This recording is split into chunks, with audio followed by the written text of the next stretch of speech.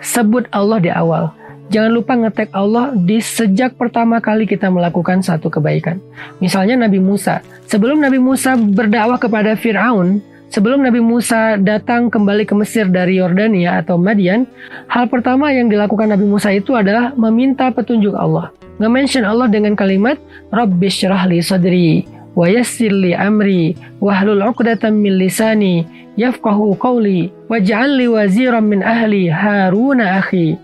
Ushdud bihi azri wa asyrikhu fi amri kay nusabbihaka katsira wa nadhkuraka katsira. Rabbi, lapangkan dadaku, mudahkan urusanku, tuntun ucapanku agar dia mengerti apa yang aku katakan, dan beri aku seorang pendamping, seorang teman dalam dakwah ini, dalam perjuangan ini. Harun, saudaraku, jadikan dia sebagai penguat, pendukungku, agar kami bisa bertasbih kepadamu sebanyak-banyaknya, agar kami bisa bersyukur kepadamu sebanyak-banyaknya. Nah, ini adalah cara pertama melibatkan Allah dalam urusan kita, yaitu dengan berdoa, nge-mention Allah, nge-tag Allah, menyebut nama Allah, Bismillah, Insya Allah, kemudian doa-doa safar, doa-doa sehari-hari, bahkan doa-doa yang sifatnya lebih spesifik.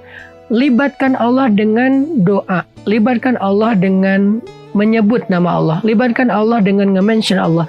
Dan lebih baik lagi kita menyebut nama Allah itu dengan nama-namanya yang mulia. Walillahil asma'il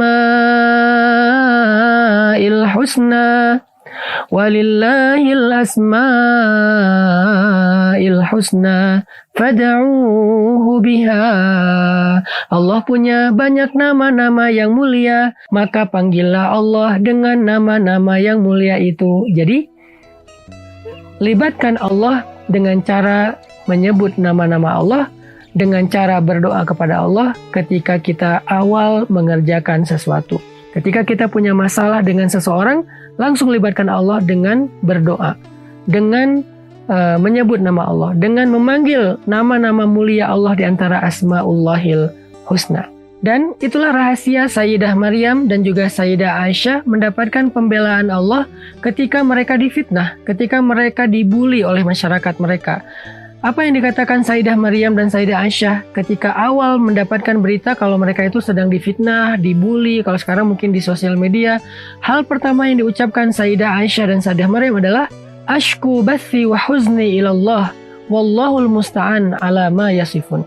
Aku tidak akan berkeluh kesah kecuali mengadu kepada Allah, dan Allah sebaik-baik pelindung atas apa yang mereka ucapkan terhadap aku.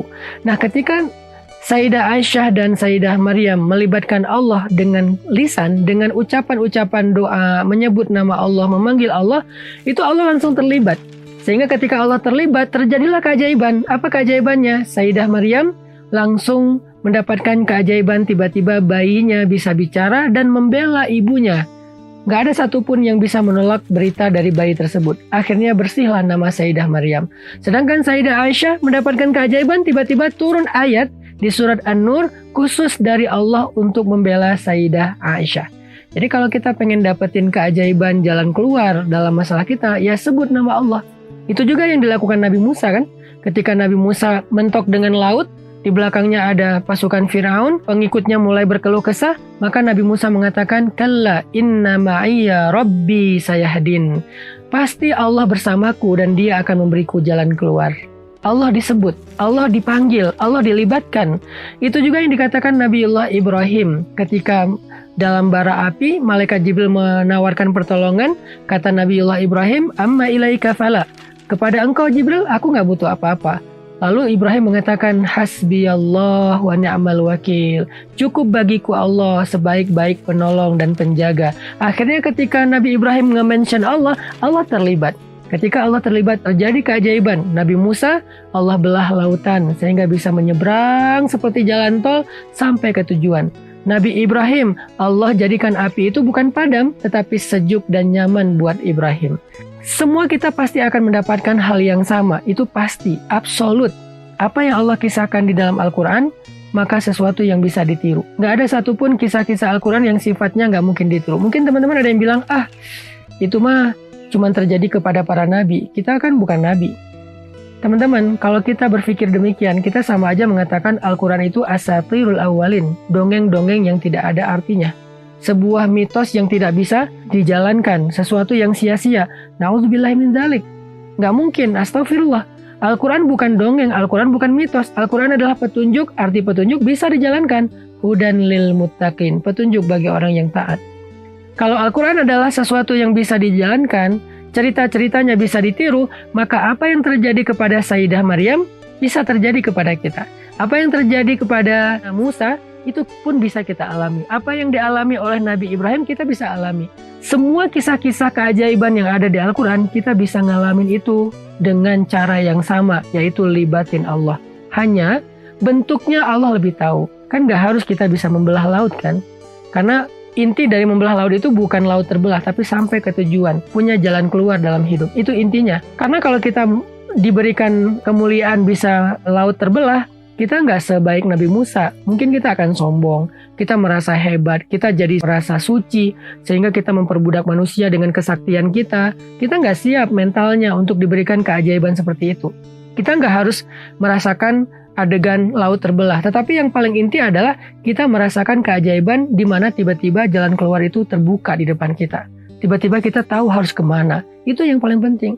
Kita nggak harus mengalami adegan api itu menjadi sejuk. Nggak harus. Karena kalau kita masuk ke api terus kita nggak kebakar, bisa jadi kita akan mengundang kemusyrikan di antara manusia karena merasa mengkultuskan diri sebagai orang suci, orang hebat, sombong. Maka Allah nggak memberikan itu pada kita. Beda dengan Nabi Ibrahim yang salih.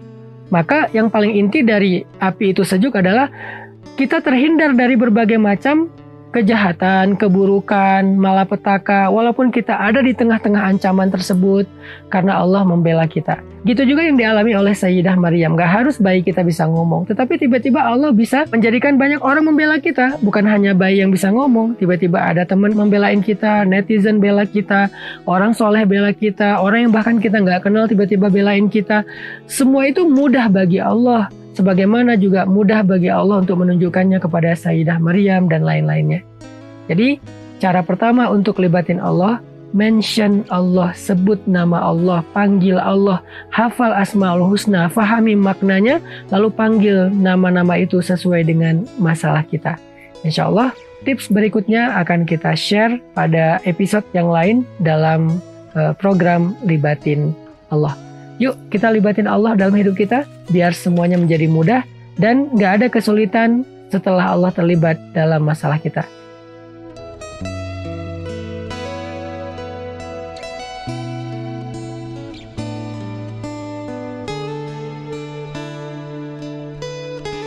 Aneh kalau misalnya kita pengen dapetin dukungan